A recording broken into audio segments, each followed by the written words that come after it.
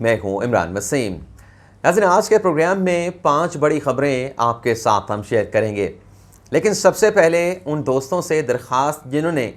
अभी तक हमारा चैनल सब्सक्राइब नहीं किया, वो चैनल को सब्सक्राइब कर लें और बेल आइकॉन का बटन भी ज़रूर प्रेस करें।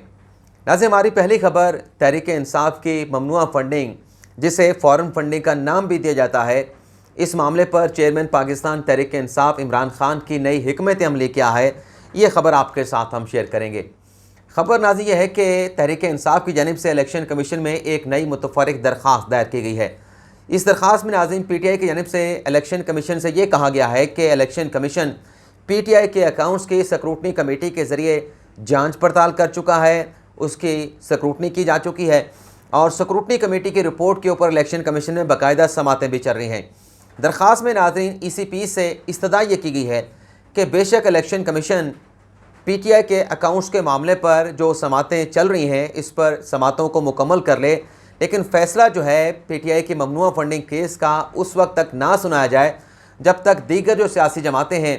पीपल्स पार्टी है, नून लीग है, उनके अकाउंट्स की छानबीन नहीं हो जाती, स्क्रूटनी नहीं हो जाती और उनके जो मामलात हैं पाकिस्तान तहरीक इंसाफ के बराबर नहीं आ जाते, तब तक जो है वो PTI के फ़ॉरेन फंडिंग केस का, ममनुआ फंडिंग केस का फ़ैसला ना सुनाया जाए।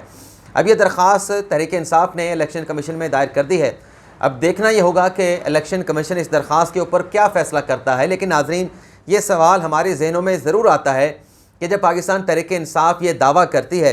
कि हमारे जो पार्टी के अकाउंट्स के मामलात हैं, माली मामलात हैं, वो मुकम्मल तौर पर ट्रांसपेरेंट हैं, किसी किस्म की कोई चीज़ छुपाई नहीं गई, कोई ममनुआ फंडिंग नहीं है, कोई फ़ॉरेन फंडिंग नहीं है, तो फिर क्या वजह है कि पाकिस्तान तहरीक इंसाफ इलेक्शन कमीशन में एक ऐसी दरख्वास्त दायर करती है जिसमें PTI का मुद्दा ये है कि हमारा जो केस है, बजाय इसके कि हमें पहले क्लियर कर दिया जाए, हमारा फ़ैसला पहले सुना दिया जाए, PTI अपने आप को नून लीग और पाकिस्तान पीपल्स पार्टी के साथ नथी कर रही है। और जब PTI अपने मामलात को, माली मामलात को नून लीग और पीपल्स पार्टी के साथ नथी करेगी, तो ज़ाहिर सी बात है एक डाउट्स क्रिएट होगा कि चूँकि जब किसी ने कुछ किया नहीं होता तो वो इंसाफ चाहता है, जल्दी इंसाफ चाहता है, फ़ौरी इंसाफ चाहता है। लेकिन बहरहाल देखते हैं कि इस दरख्वास्त के ऊपर इलेक्शन कमीशन क्या फ़ैसला अनाउंस करता है, इस पर क्या कार्रवाई होती है।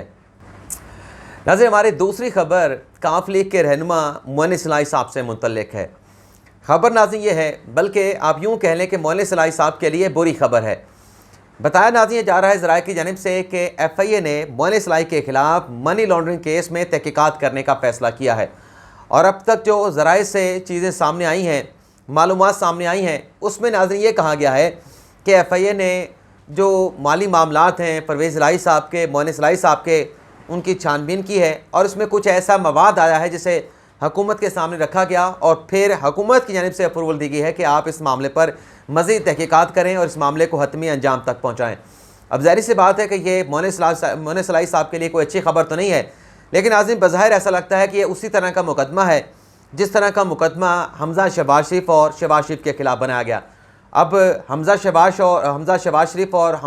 शहबाज शरीफ के ख़िलाफ़ क्या केस है, आपको अच्छी तरह से याद होगा कि ये जो आजकल लाहौर की सेंट्रल स्पेशल कोर्ट में मुकदमा चल रहा है, इसी से मिलता जुलता मुकदमा साबिक़ दौर हुकूमत में, साबिक़ चेयरमैन नैब के दौर में नैब के जानिब से जो है वो एहतसाब अदालत में दायर किया गया। उसमें भी मनी लॉन्ड्रिंग का इल्ज़ाम लगाया गया, लेकिन फिर क्योंकि वहाँ पर शहबाज शरीफ और हमज़ा शहबाज शरीफ की ज़मानतें हो चुकी थी, तो फिर ये FIA में एक अलग से केस बनाया गया और उसमें जैसा कि कल जो है वो अदालत ने हमज़ा शहबाज शरीफ और शहबाज शरीफ की ज़मानतों को कन्फर्म कर दिया। तो ये जो नाज़रीन मोइन इलाही साहब का मामला है, इनका भी नैब में केस चलता रहा और फिर अदालत में जाके नैब ने जवाब दे दिया, नैब ने रिस्पॉन्स दे दिया कि फ़र्द जो है इस मामले के ऊपर चौधरी बरादरान के ख़िलाफ़ किसी किस्म की कार्रवाई नहीं की जा रही और जो भी केस है चौधरी बरादरान के ख़िलाफ़, मोइन इलाही के ख़िलाफ़, उस पर जो है जो फाइलें हैं उनको बंद किया जा रहा है। अब ज़ाहिर सी बात है, मुझे तो ऐसा ही लगता है कि ये कोई सियासी बेसिस के ऊपर बनाया जाने वाला केस है, लेकिन जब चीज़ें खुल के सामने आएंगी, कोई रेफरेंस बनेगा, कोई मुकदमा बनेगा, तभी पता चल पाएगा कि एक्चुअली हकीकत क्या है। अब तीसरी जो नाज़रीन हमारी खबर है, काफ लीग के अंदर आप इख्तलाफात की खबरें सुनते रहते हैं और चौधरी परवेज़ इलाही साहब का स्टेटमेंट भी आया है कि उनके जो भी मामलात हैं चौधरी शुजात हुसैन के साथ, उनको हल कर लिया जाएगा। लेकिन अब नाज़रीन खबर यह है कि काफ लीग के साथ साथ अब पाकिस्तान तहरीक इंसाफ पंजाब में भी इख्तलाफात जो है वो पैदा हो गए हैं। खबर नाज़रीन कल ये सामने आई कि तहरीक इंसाफ की जानिब से फैसला किया गया कि पंजाब असम्बली में तहरीक इंसाफ के जो अपोजिशन लीडर होंगे वो मियाँ महमूद रशीद होंगे, और उनके साथ जो डिप्टी अपोजिशन लीडर होंगे वो मियाँ असलम इकबाल साहब जो है, उनका नाम सामने आया। आज की नाज़रीन खबर ये है, जो PTI के पंजाब असम्बली के पार्लिमानी लीडर हैं सब्तैन खान, उन्होंने कहा है कि फ़िलहाल ये फ़ैसला नहीं किया गया कि पंजाब असम्बली में PTI का अपोजिशन लीडर कौन होगा। सब्तैन खान का नाज़रीन कहना है कि ये फ़ैसला इमरान खान ने करना है, और जब इमरान खान फ़ैसला करेंगे तभी पता चल पाएगा कि अपोजिशन लीडर कौन बनेगा पंजाब असम्बली में। और यहाँ पे नाज़रीन ये भी खबर सामने आई कि उस्मान बुज़दार साहब से भी पूछा गया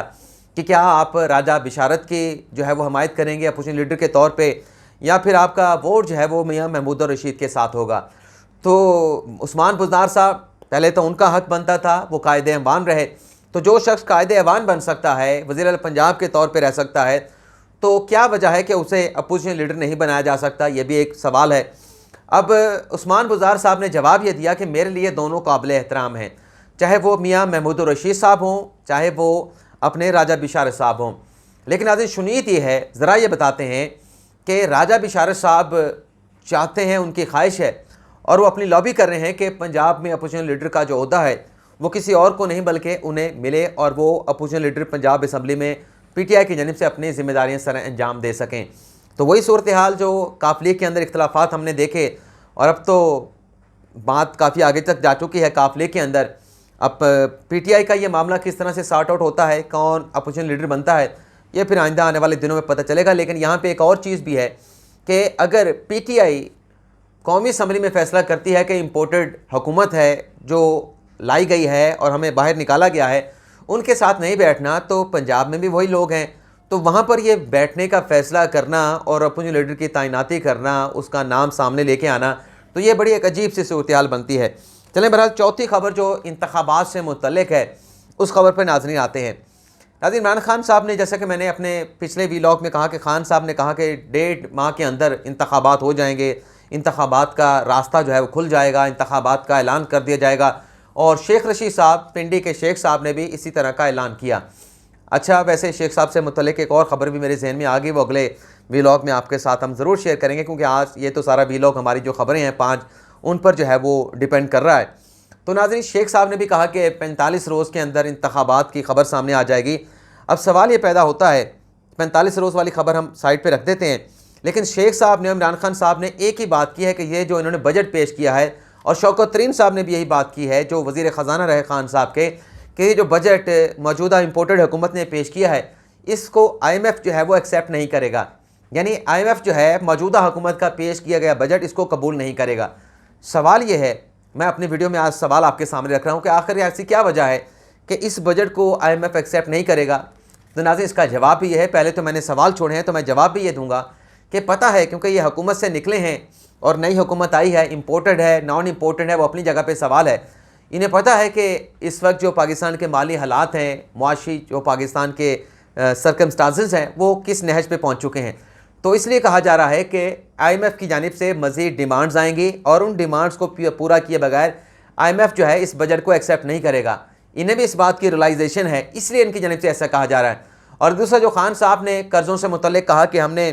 52 अरब कर्ज़ा लिया और 38 अरब वापस कर दिया। 52 अरब कर्ज़ा तो पाकिस्तान का कभी हुआ ही नहीं, फॉरेन डेट कभी पाकिस्तान का नहीं हुआ। ये जो खान साहब बात कर रहे हैं, ये जो रनिंग ट्रांजैक्शन है, खान साहब ने उसकी बात की है कि 52 बिलियन का हमने कर्ज़ा लिया और 38 बिलियन जो है हमने वापस कर दिए। ये नाज़रीन जो ट्रांजैक्शन हुकूमत के अंदर चलती रहती हैं, ये उनका खान साहब जिक्र करें, और ये भी कोई मेरे ख्याल में कोई दुरुस्त मालूमात खान साहब को नहीं दी गई। खान साहब ने जिस तरह से एक और बहस भी सोशल मीडिया पे चल रही है कि एतराफ़ किया है शौकत तरीन साहब ने कि हमने 76% कर्ज़ा लिया और नून लीग ने 80% कर्ज़ा लिया पाकिस्तान की कुल तारीख का, तो उसको भी बड़ा जो है वो तोड़ मरोड़ के पेश किया जा रहा है।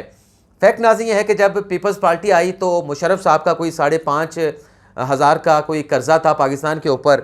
और जब पीपल्स पार्टी आई तो उन्होंने कोई 8.5 या 9 बिलियन डॉलर का कर्ज़ा लिया। तो वो कोई 15 या 16 बिलियन डॉलर का कर्ज़ा छोड़ के गए थे पाकिस्तान पीपल्स पार्टी वाले। तो नून लीग ने नाज़रीन जो कर्ज़ा लिया, उस 16 बिलियन डॉलर के ऊपर 79% कर्ज़ा लिया, जो बढ़ के 27 बिलियन या 28 बिलियन डॉलर तक पहुंचा। यानी 16 बिलियन डॉलर का 80% तकरीबन जो बना वो 28 बिलियन डॉलर तक पहुंचा। लेकिन ये जो शौकत तरीन साहब ने एतराफ़ किया है, वो उन्होंने ये एतराफ़ किया है जो चीज़ों को एक स्ट्रीमलाइन करने की ज़रूरत है कि खान साहब ने जो कर्ज़ा लिया है 2018 तक जो पाकिस्तान का कर्ज़ा था उसका 76% लिया, यानी जो 28 बिलियन डॉलर का कर्ज़ा था उसका जो 76% था उस पे खान साहब ने 76% कर्ज़ा लिया। जो 2018 तक 27 बिलियन डॉलर का पाकिस्तान के ऊपर कर्ज़ा था, यानी खान साहब ने तकरीबन 20 बिलियन डॉलर का कर्ज़ा लिया है। और स्टेट बैंक के तब तो जो स्टेट है वो भी सामने आ चुके हैं, जो फॉरेन डेट है पाकिस्तान का वो इस वक्त तकरीबन कोई 43-44 बिलियन डॉलर का है। लेकिन बहरहाल जो असल हमारी खबर है इंतखाबात से मुतल्लिक उस पर आ जाते हैं। तो ये जो नाज़रीन कहा जा रहा है शेख साहब की जानिब से और ख़ान साहब की जानिब से कि 45 रोज़ में इंतखाबात हो जाएंगे, मैं इसकी तो कोई तस्दीक या तरदीद नहीं कर सकता, लेकिन मैं वसूख के साथ कह सकता हूँ कि मुल्क में जो आम इंतखाबात हैं वो उस वक्त तक नहीं होंगे जब तक नवंबर में होने वाले एक बड़े ओहदे की तैनाती जो है वो नहीं हो जाती।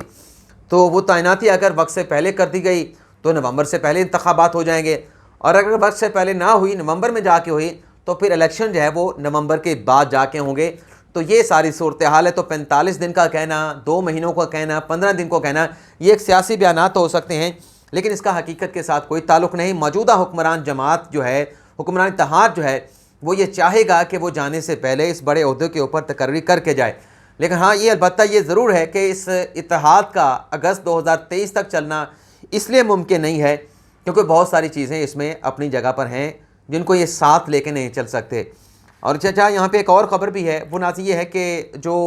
अपने साजिद मीर साहब हैं, सेनेटर हैं मौलाना साजिद मीर साहब, उनकी नवाज शरीफ से मुलाकात हुई है। उन्होंने इस बात की ज़रूर जो है वो तस्दीक की है, दावा किया है कि मुसम्मिक नवाज़ भी इंतखाबात की तैयारी कर रही है और नवाज शरीफ भी चाहते हैं कि इंतखाबात की साथ साथ तैयारी की जाए, क्योंकि साजिद मीर साहब ने कहा है कि एक तो इंतखाबात के मामले को अगस्त 2023 तक ले जाना मुमकिन नहीं होगा, और फिर उन्होंने ये भी कहा कि मुआशी मामला से मुतल्लिक जो कानून साजी दरकार थी वो हो चुकी है। तो जब तक वो कानून साजी कोई एक शेप अख्तियार नहीं कर लेती, कोई शक्ल नहीं बन जाती, तब तक जो है वो नए इंतखाबात की तरफ नहीं जा सकते। और अक्टूबर का उन्होंने कहा है कि अक्टूबर तक जो मुआशी मामलात हैं, सियासी मामलात हैं, उसमें इस्तेहकाम आ जाएगा तो फिर नए इंतखाबात की तरफ, आम इंतखाबात की तरफ सोचा जा सकता है। और मुसम्मिक नवाज़ ये तैयारियाँ कर भी रही है। अब जो हमारी 5वीं खबर है, जो मैंने अपने थंबनेल पे लिखा कि मरीम नवाज़ को बड़ी जिम्मेदारी मिल गई, तो नाज़ ये है कि जो 17 जुलाई को पंजाब में 20 सीटों के ऊपर इंतखाबात होने जा रहे हैं, उस ज़िमनी इंतखाबात की कैंपेन के लिए मरीम नवाज़ को बड़ी जिम्मेदारी मिल गई है। जिम्मेदारी मिली है मरीम नवाज़ को इलेक्शन कैंपेन की, और जो इलेक्शन कैंपेन मुसम्मिक नवाज़ नाज़रीन करने जा रही है उसको नाम दिया गया है 20 हल्के 20 जलसे। और ये 20 जलसों का आगाज़ मरीम नवाज़ नाज़रीन करने जा रही है। जो तारीख़ अभी टेंटेटिव सामने आई है